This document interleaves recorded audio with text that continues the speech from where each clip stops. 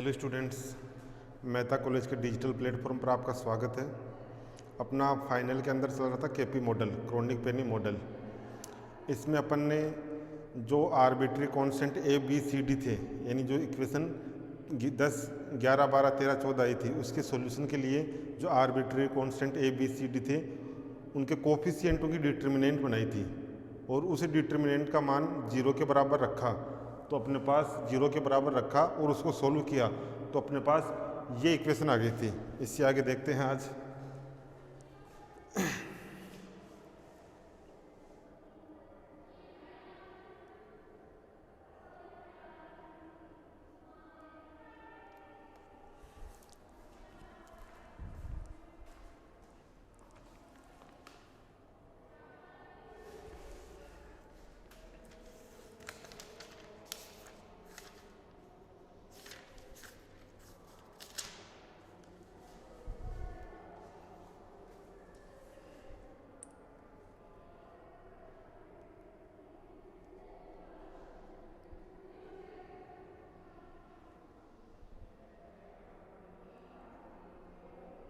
तो लिखो इसमें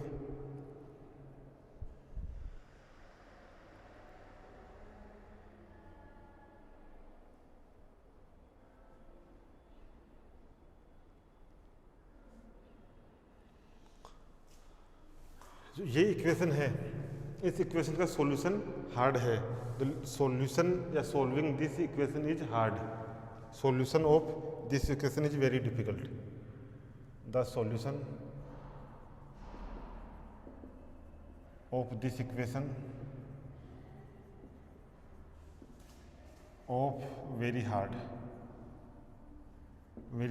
The solution of this equation is very hard. So chronic penny gives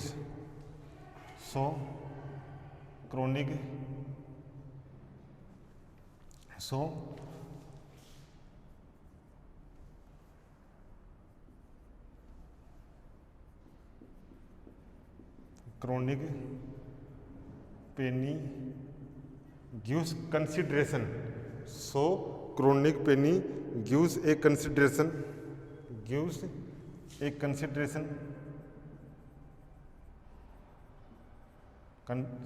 Chronic penny gives a consideration for solving this equation. For solving this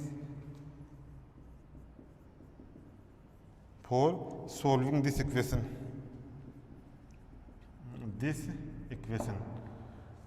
The solution of this equation is very hard. So chronic penny gives a consideration for solving this equation. Consideration क्या है? V0 tends to infinite, then b is equal to 0, यानी जो V0 है वो goes to infinite, अनंत की ओर जा रहा है, यानी बढ़ रहा है। तो b है वो b 0 की तरफ आ रहा है, यानी b कम हो रहा है। And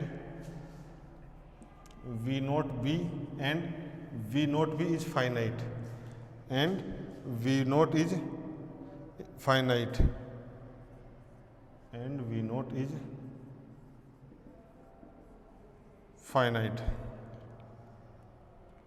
then the lattice work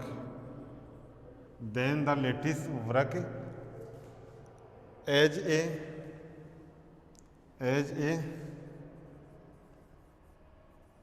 small breath and infinite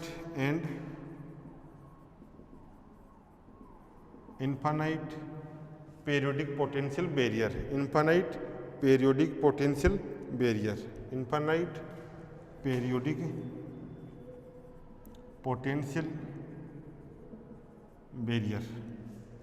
Small breath and infinite periodic potential barrier.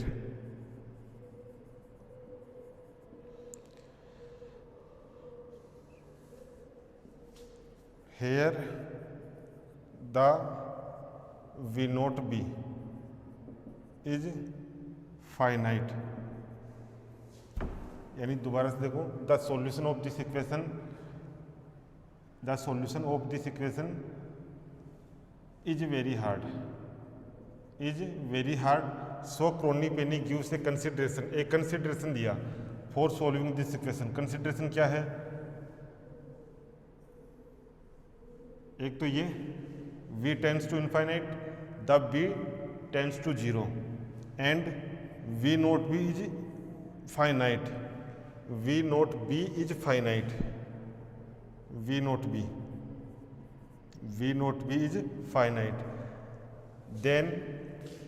Then the lattice work as a small breadth, जो लेटिस है वो एक स्मॉल ब्रिथ की तरह कार्य करता है और infinite potential periodic potential barrier के समान कार्य करता है। Hair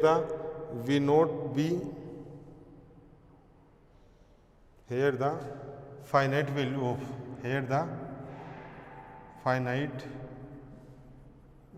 of V note B 8, कहाँ पर?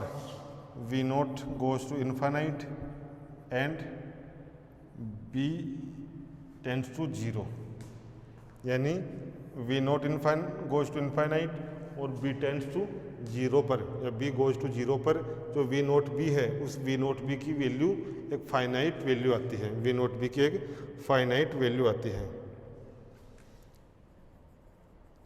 वेन बी टेंड्स टू 0, अब बी टेंड्स टू 0 जा रहा है तो इक्वेशन 7 में जो साइन हाइपरबोलिक बीटा बी है वो हो जाएगा B, then sine hyperbolic beta B ये हो जाएगा बीटा बी, एंड ऊपर वाले में जो कोस हाइपरबोलिक बीटा बी है, जो कोस हाइपरबोलिक बीटा बी है ये हो जाएगा 1, and cos hyperbolic beta B ये हो जाएगा 1। यहाँ से ये तो हो जाएगा आपका बीटा बी और ये हो जाएगा 1, ये हो जाएगा 1। When B tends to 0 then sine hyperbolic beta B ये हो जाएगा बीटा बी, और जो कोस हाइपरबोलिक बीटा बी है वो हो जाएगा 1। तो ये मान रखो इसमें। देन इक्वेशन 15 बिकम्स, क्या बन जाएगी? ये बन जाएगी beta square minus alpha square upon 2 alpha beta dot beta B sine alpha A plus ये क्या बन जाएगी? कोस एल्फा ए, ये हो जाएगी आपकी कोस एल्फा ए। ये क्या हो जाएगा? बीटा का मान 0 तो कोस के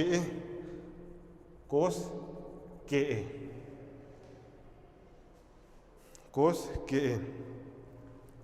इस वाले पद में ऊपर नीचे ए से मल्टीप्लाई कर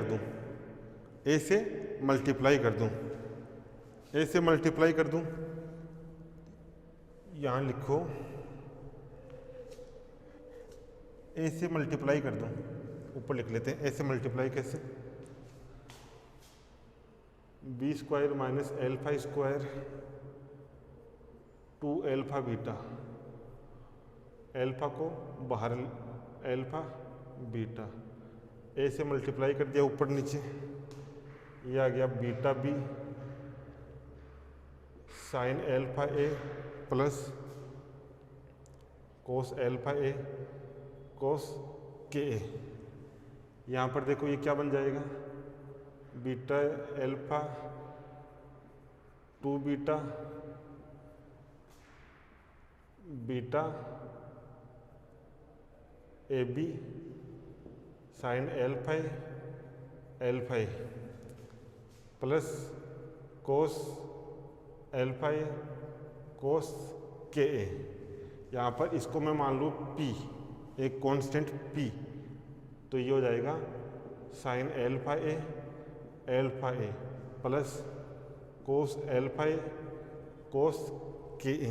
ये आ गया आपकी इक्वेशन 16। इक्वेशन 16 वेयर जो P है, P क्या है आपका, P है beta square alpha square 2 beta beta A B, beta A B, ये आ गया P का मान, ये P का मान आ गया।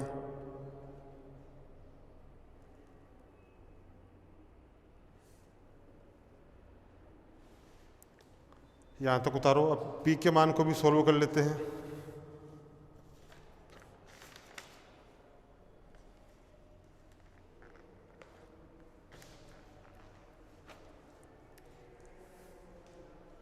जो इक्वेशन आपका 16 है वो 16 क्या कहलाता है, क्रोनिक पेनी इक्वेशन। तो इसमें लिख लो equation equation 16 are equation 16 called Kronig Penney equation, Kronig Penney equation, equation 16 called Kronig Penney equation, equation 16 called Kronig Penney equation. यहाँ तक करो।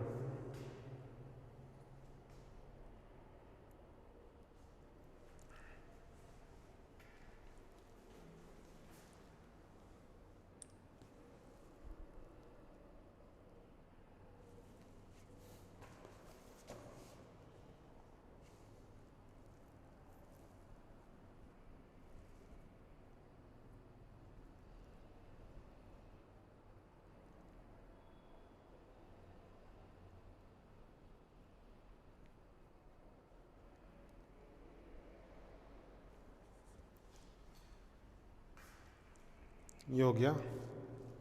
इसके बाद लिखो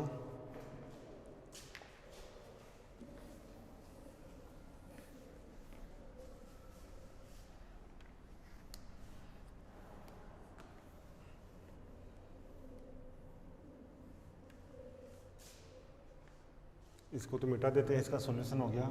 अब जो काम की इक्वेशन है वो इक्वेशन 16 है, इक्वेशन 16 है। तो P का मान आया अपने पास, P का मान आया B square minus alpha square 2 alpha beta, 2 alpha beta, alpha तो बाहर ले लिया था ना, 2 बीटा, 2 बीटा, यहाँ पर alpha beta A B, beta A B. Alpha और बीटा के मान रखकर सोल्व करने पर, एल्फा और बीटा के मान रखकर सोल्व करेंगे तो ये आ जाएगा आपका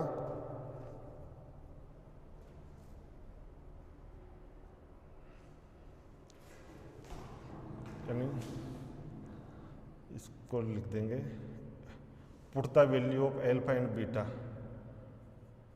put the value of alpha and beta and solve this we get. अपने पास आएगा बी, इसका मान आ जाएगा P का A B V nought minus 2E M H square, ये मान आ जाएगा।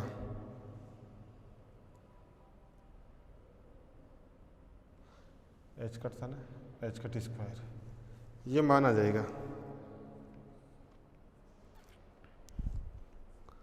अब वी नोट का मान क्या था, वी नोट का मान ई से ज़्यादा था, तो वी नोट का मान ई से ज़्यादा करेंगे, यानी if V nought greater than E, then V nought का मान ज़्यादा करेंगे तो ई क्या हो जाएगा, ई को नेग्लिजिबल मान सकते हैं, ई को नेग्लिजिबल मान सकते हैं। तो ये हो जाएगा आपका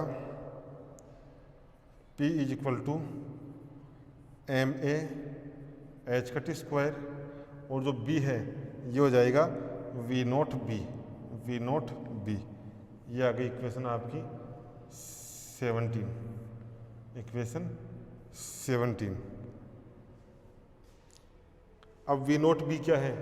वी नोट बी, जहाँ यहाँ पर वी नोट बी है, जो पोटेंशियल बैरियर था, जो पोटेंशियल बैरियर था, इस पोटेंशियल बैरियर का ये वाला एरिया, तो लिखो where V note B is area of potential well या potential barrier, where V note B is area of potential barrier, potential barrier, where V note B are, V note B है area of potential well. ये हो गया। अब इसमें P के बारे में थोड़ा बहुत पढ़ लेते हैं, पी के बारे में थोड़ा बहुत पढ़ लेते हैं।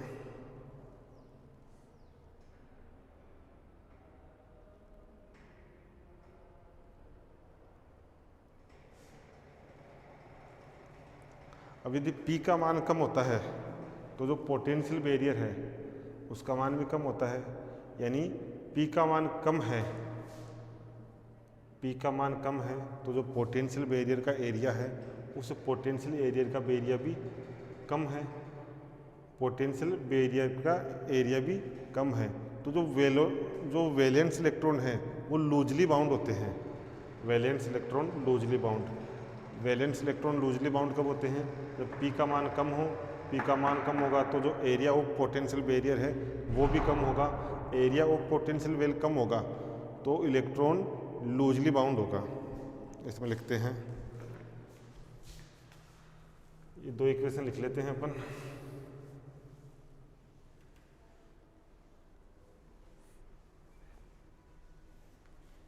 इसमें लिखो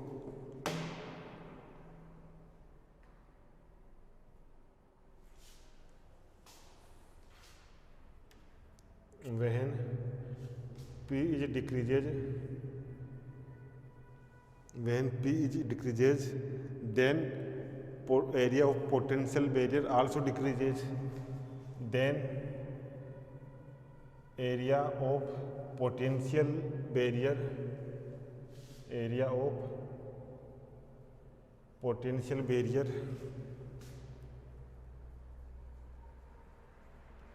potential barrier also decreases, when P is decreases then area of potential veil also decreases, and when P is increases and P is increases, P is increases then potential barrier, then area of potential barrier, area of potential barrier also increases, also increases।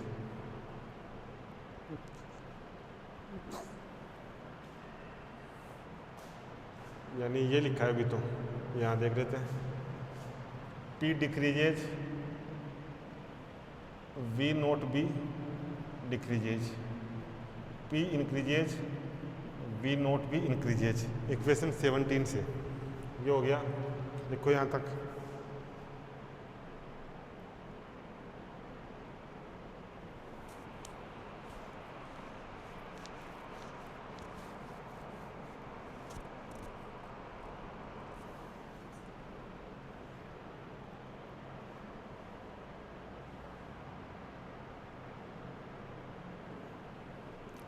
increases and also increases and the given electron and the given electron is bound more strong to A, bound more strong bound, more strong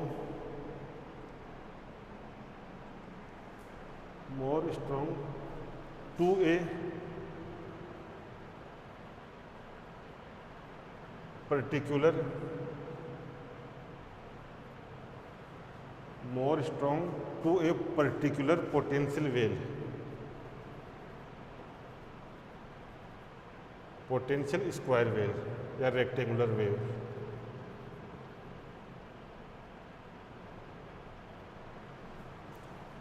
Particular potential rectangular wave.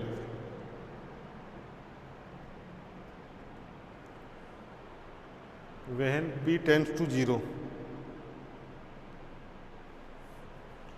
when P tends to 0, then potential barrier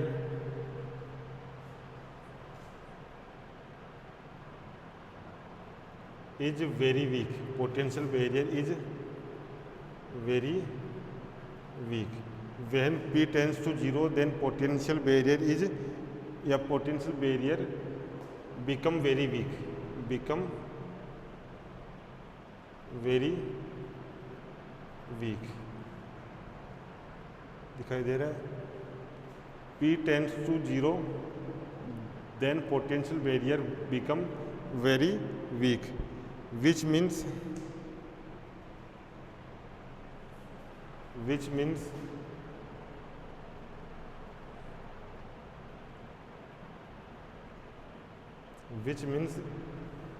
the electron are free electron, which means the electron are free electron,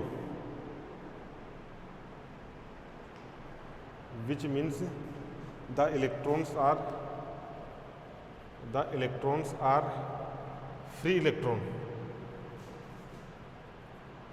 यानी P का मान कम हो रहा है, इसका मतलब ये है कि जो इलेक्ट्रॉन है P का मान कम हो रहा है तो पोटेंशियल बैरियर है वो भी क्या हो रहा है, P का मान कम हो रहा है तो पोटेंशियल बैरियर, यानी एक तो ये है P का मान ज़्यादा है तो अपने पास पोटेंशियल बैरियर ऐसा बन रहा है, और P का मान कम है तो पोटेंशियल बैरियर ये ऐसा बन रहा है, छोटा छोटा। इसका मतलब क्या है, जो इलेक्ट्रॉन होंगे वो सारे इलेक्ट्रॉन फ्री इलेक्ट्रॉन होंगे। जो हो गया यहाँ तक, उतारो इसको।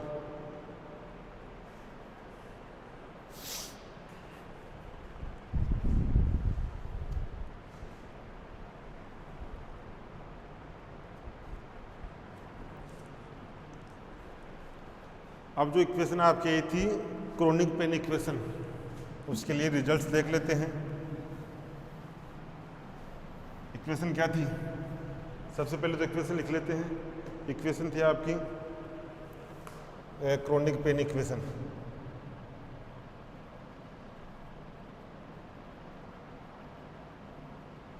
ये थी आपकी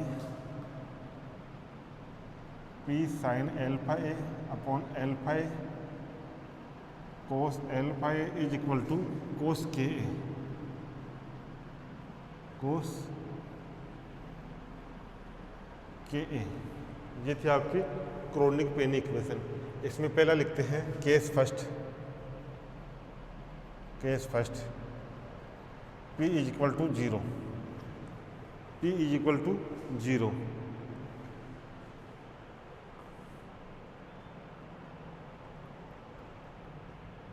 P इज इक्वल टू 0, इसको भी लिखना है, यहाँ से लिखना है क्रोनिक पेन इक्वेशन।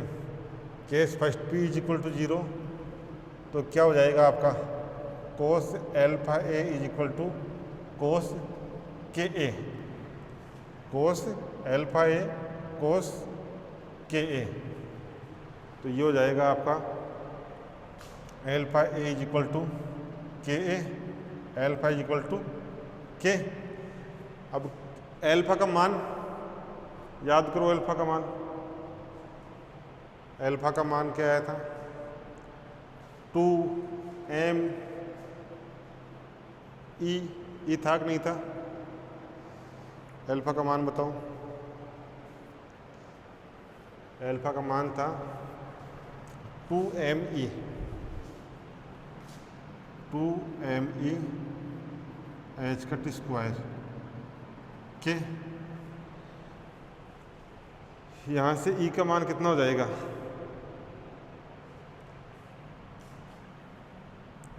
एल्फा का मान ये आ गया, रूट हटाएंगे तो इधर स्क्वायर करेंगे, दोनों पक्षों का स्क्वायर करने पर 2me एच का टी स्क्वायर इधर के square, put the value of alpha, alpha का मान रखा है यहाँ पर, एल्फा का मान रखा तो ये आ गया, यहाँ से ई का मान कितना आ गया, ई का मान आ गया एच का टी स्क्वायर के स्क्वायर अपॉन 2me, ये एनर्जी का मान आ गया, ये एनर्जी का मान आ गया। यानी किसकी एनर्जी आ गई, energy of valence electron, energy of valence electron, ये वैलेंस इलेक्ट्रॉन की एनर्जी आ गई। किसकी एनर्जी आ गई, वैलेंस इलेक्ट्रॉन की एनर्जी। अब जो वैलेंस इलेक्ट्रॉन की एनर्जी है वो वैलेंस इलेक्ट्रॉन की एनर्जी किसके बराबर है, यहाँ पर ये है जो फ्री इलेक्ट्रॉन है, जो फ्री इलेक्ट्रॉन है उनके बराबर है। तो लिखो the energy of valence electron is equal to the energy of free electron.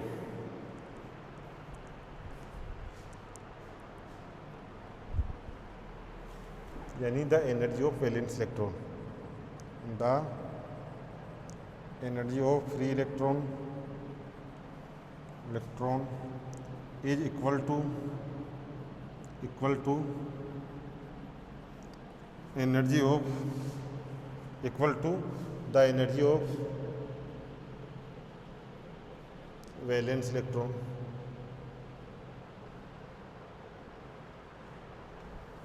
यहाँ करो valence, the energy of valence electron, valence electron is equal to the energy of free electron. The energy of valence electron is equal to the energy of free electron.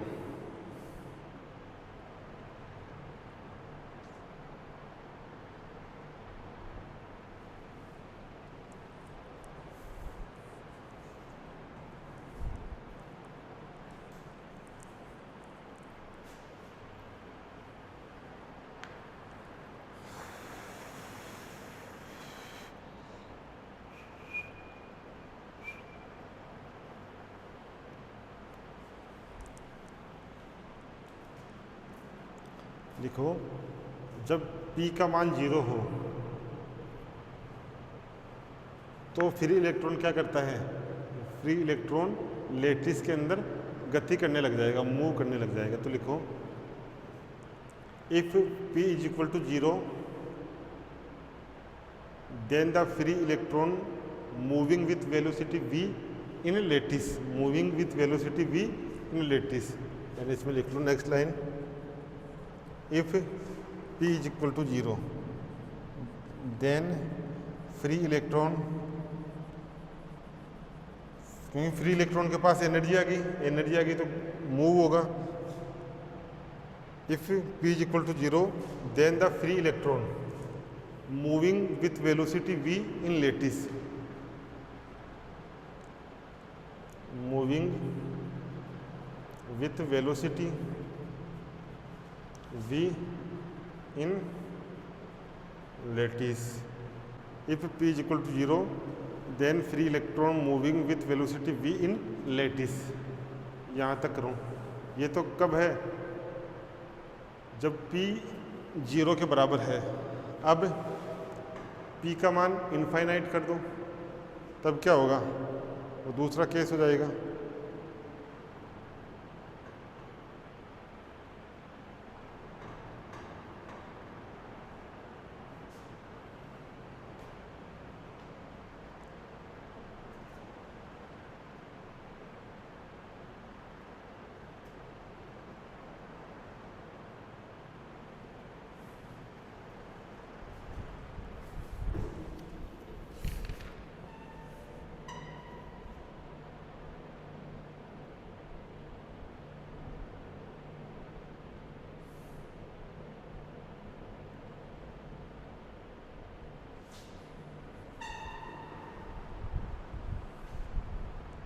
P infinite हो।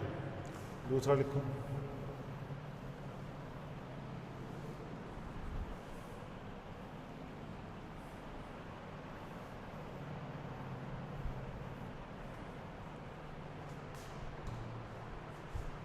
Case 2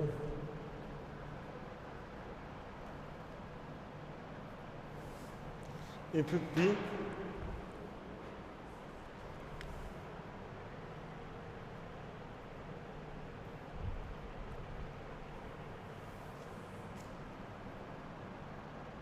if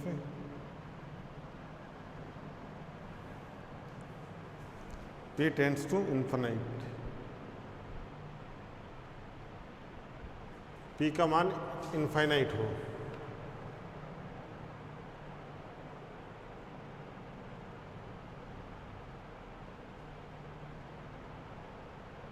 infinite हो तो क्या हो जाएगा, यहाँ से देखो इसको लिख सकते हैं p साइन एल्फा एल्फा ए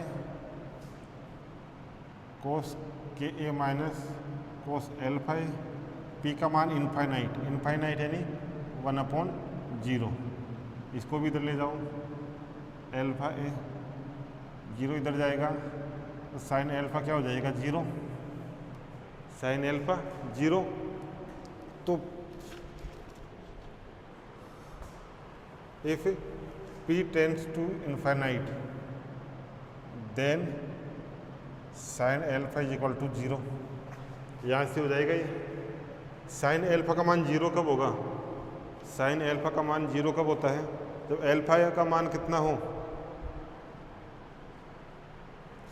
एल्फा ए था ना, यहाँ पर एल्फा ए भी था, एल्फा ए, और यहाँ एल्फा ए उधर चला गया था 0, then sine alpha A is equal to 0, तो एल्फा ए हो जाएगा आपका plus minus N pi, plus minus N pi, क्योंकि या तो पाई पे साइन 0 होगा या 0 पे होगा, एन का मान 0 1 2 मान रखने पर, where N is equal to 0 1 2 3, 0 रखा 0, साइन 0 0, पाई पे 0, तो जैसे जैसे मान एन के मान बढ़ेंगे, या एन का मान कुछ भी रख लो, साइन एल्फा ए का मान 0, यहाँ से इसको लिख दिया alpha is equal to N pi upon A, alpha का मान 2me एच कट स्क्वायर,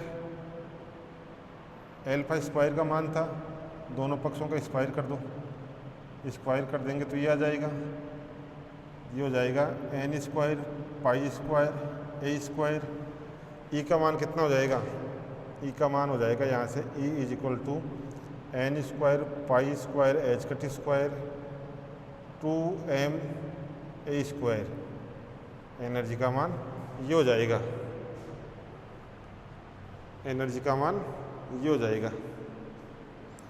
तो यहाँ एनर्जी क्या पे डिपेंड कर रही है, जो एनर्जी क्या पे डिपेंड कर रही है कि नहीं कर रही,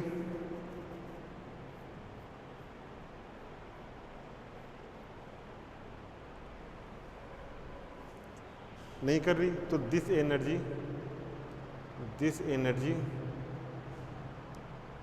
does not depend on k, does not depend on k, this energy does not depend on k. ये हो गया आपका case third, case second.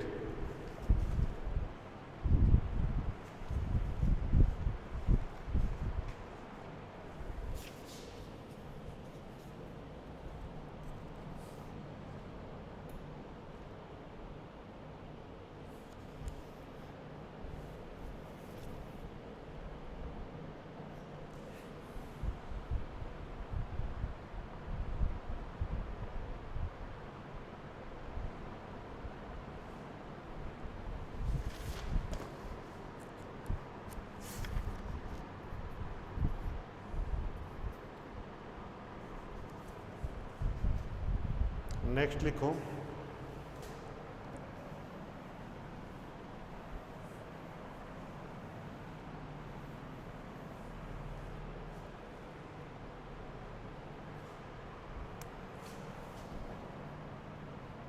Case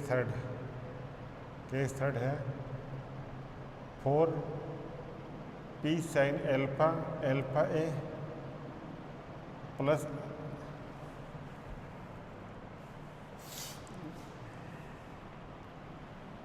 और p sin alpha A upon alpha a plus cos alpha a the equation 16 the KP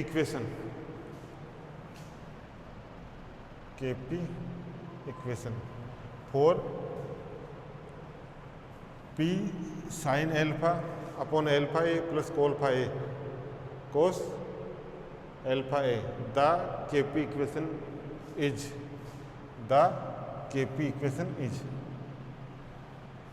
यानी इस मान के लिए ये इक्वेशन देखेंगे।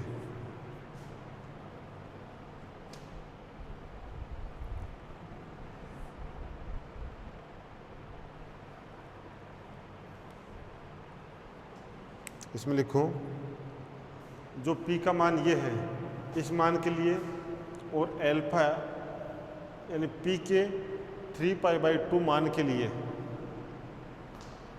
इसमें p sin alpha a plus cos alpha a और अल्फा ए में ग्राफ। तो लिखो the graph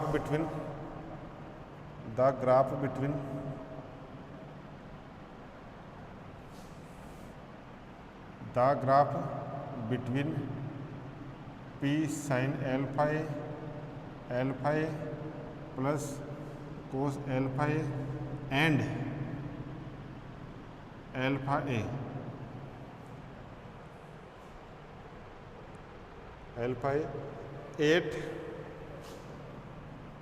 at the value of p is equal to 3π/2 at the value of p 3π/2 यानी p के 3/2 वैल्यू के लिए इन दोनों में ग्राफ बनाओ।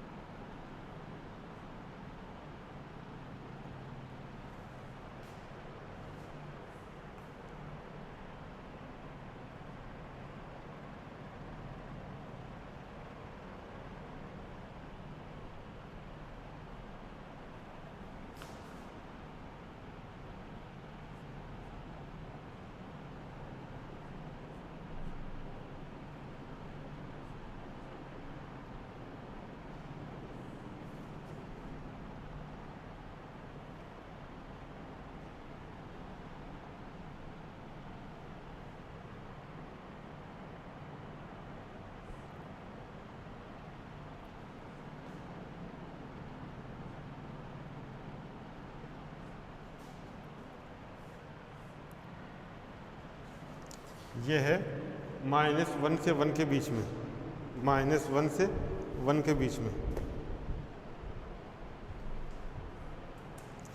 ये -1 से +1 के बीच में।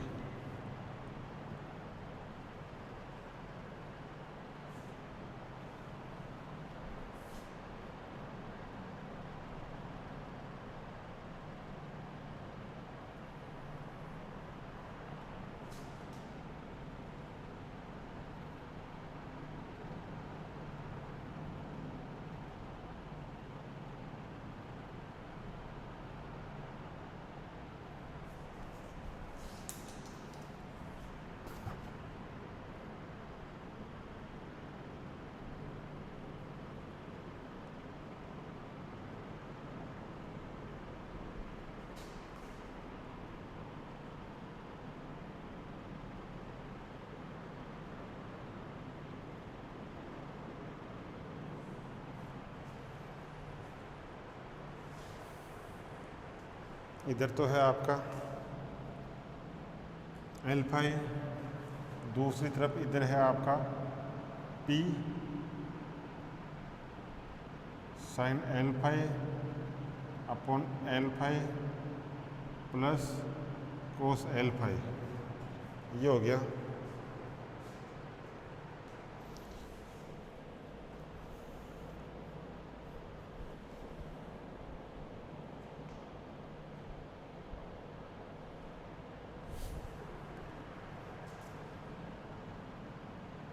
जीरो, यहाँ पर पाई, 2 पाई, 3 पाई,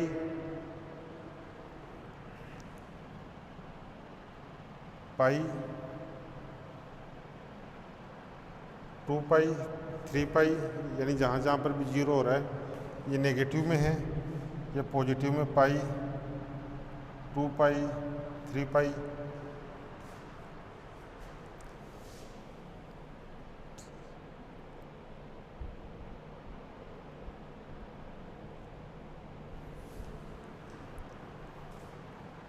ये है आपका allowed region, allowed reason,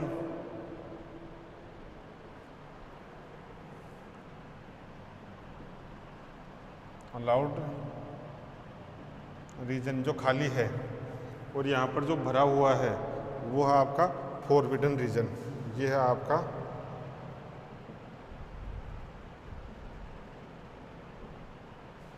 forbidden reason, allowed reason और फॉरबिडन रीजन।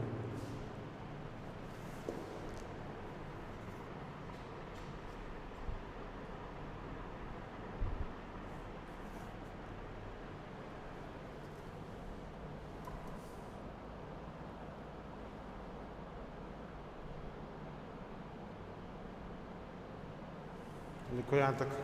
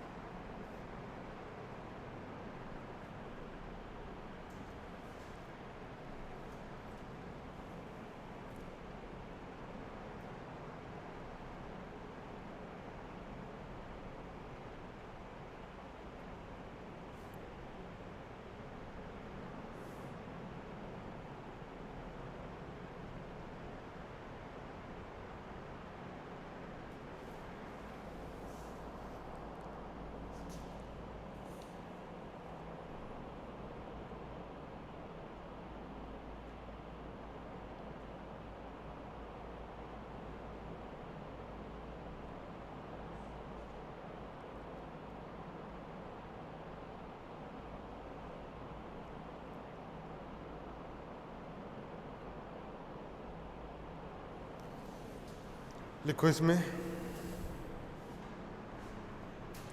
इफ के ए, इफ के ए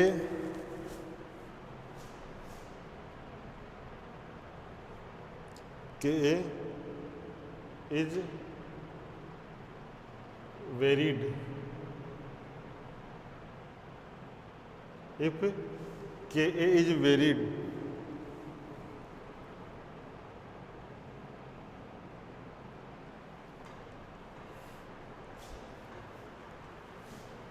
from 0 to pi,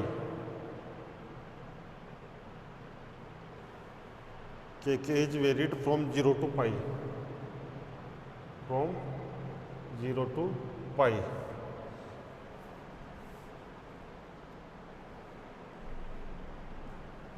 then cos alpha a, then cos ka, then cos ka is varied from +1 to -1, vary from +1 to -1, +1 to -1.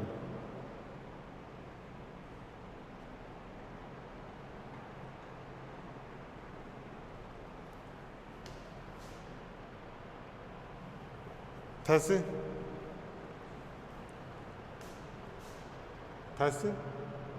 P sin alpha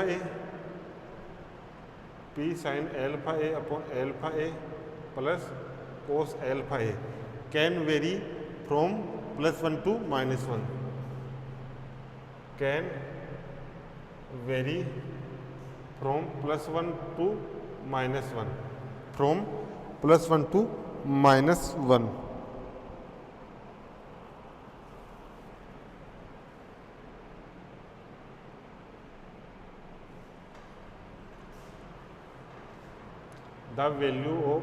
The values of P sin alpha A plus cos alpha A is greater than 1 is not impossible. The value of P sin alpha A upon alpha A plus cos alpha A is greater than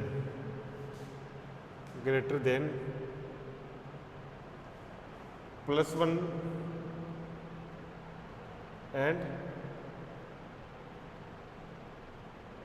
-1, यानी +1 से ज़्यादा और -1 से कम, greater than +1 and less then,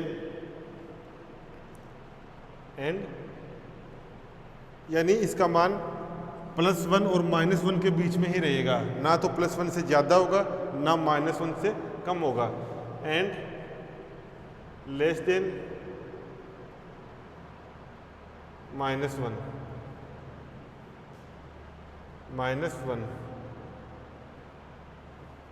can impossible या does not impossible, does not impossible, यानी इसका मान ना तो +1 से ज़्यादा होगा और ना -1 से कम होगा, -1 से कम -2 -3 ये नहीं होगा, can does not impossible.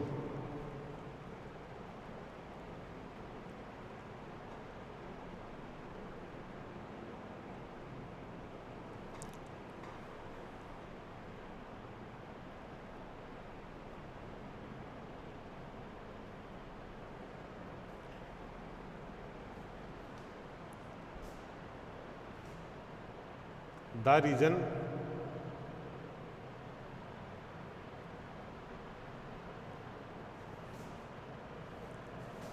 who marked by oblique line,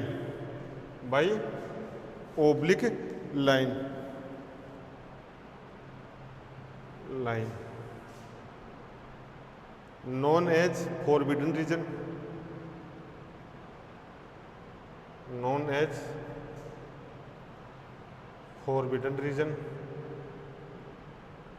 the region who marked by oblique line known as forbidden region.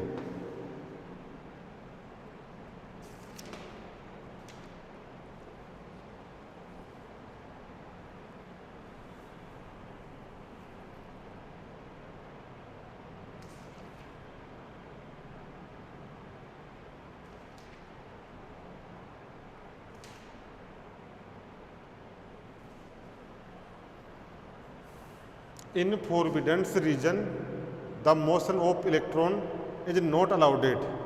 तो लिखो in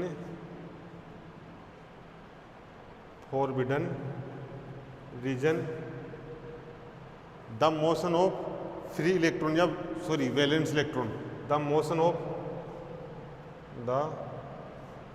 of valence electrons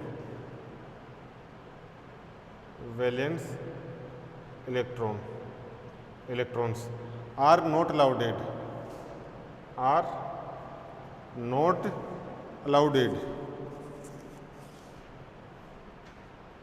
not allowed. Not allowed.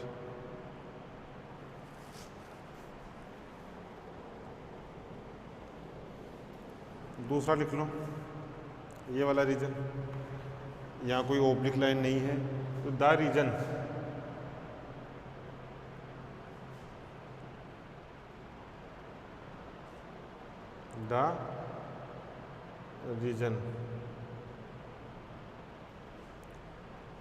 Where no one, वहाँ पर कोई, या where no one oblique line, कोई नहीं है, या तो नो कर दो या no one, no oblique line कर दो, नो सही रहेगा। Where no oblique line, no oblique line known as allowed region, known as allowed region, allowed region. In allowed region the motion of valence electron is allowed, allowed region, in allowed region the motion of electron, the motion of electron, electron भी कौन से, valence, the motion of valence electron, the motion of valence electron, valence electrons are allowed, allowed, are allowed. उतारो यहाँ तक।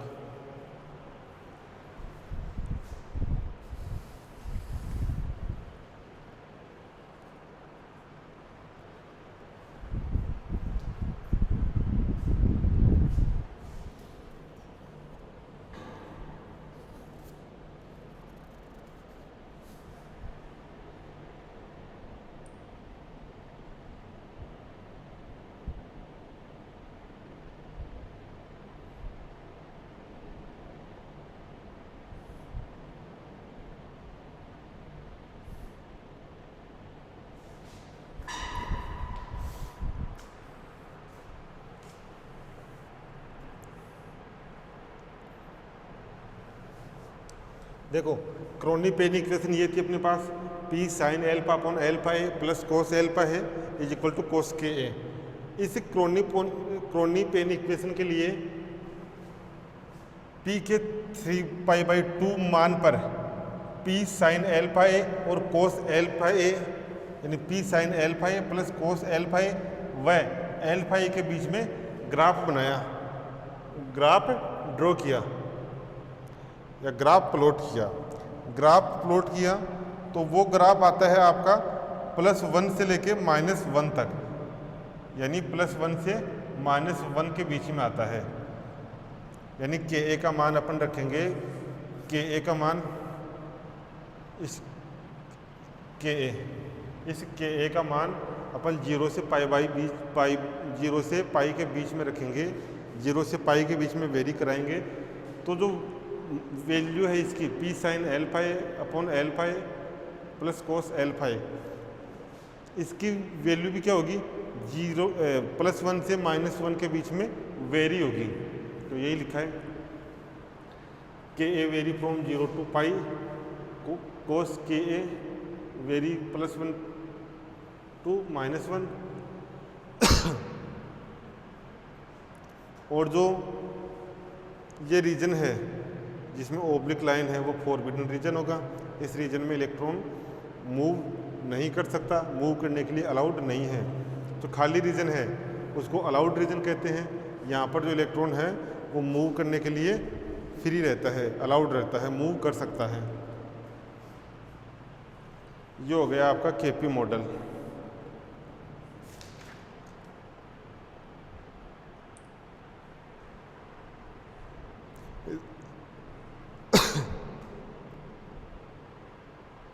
इसमें थोड़ा सा और बचा है।